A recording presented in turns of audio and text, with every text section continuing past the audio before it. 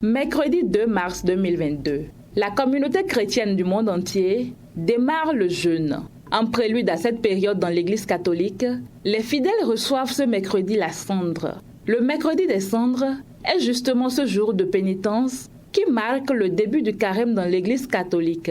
Ici, à la paroisse Saint-Joseph d'Alaga dans le 1er arrondissement de Parakou, une messe a été dite afin de permettre aux fidèles d'entrer dans cette période sainte en suivant les prescriptions des Saintes Écritures. Et le Seigneur nous demande de revenir à lui. Et c'est pourquoi nous recevons ce temps de grâce qu'est le temps du carême. Un temps durant lequel nous devrons faire 3 efforts.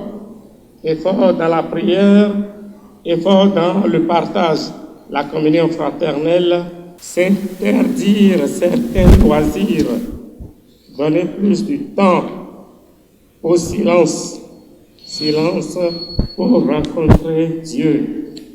Et enfin, le partage, la charité en acte, pas simplement en parole. Pendant ces 40 jours, les fidèles sont invités à un changement de comportement afin de vivre la passion du Christ. Frères et sœurs, nous sommes invités aussi, pendant ce temps de carême, à nous arrêter et à aider gratuitement l'autre.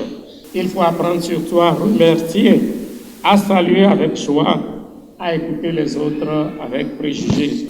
Alors, ce temps, frères et sœurs, qu'il soit pour chacun d'entre nous un temps de silence, un temps de prière, un temps de recueillement pour retourner à nos frères et sœurs, mais pour retourner aussi à Dieu. Les différentes paroles d'invite du Père célébrant pendant son homélie ne sont pas tombées dans les oreilles de sourds. Il a dit que lorsqu'on est en jeûne, il ne suffit pas de se montrer, de montrer qu'on est effectivement en jeûne.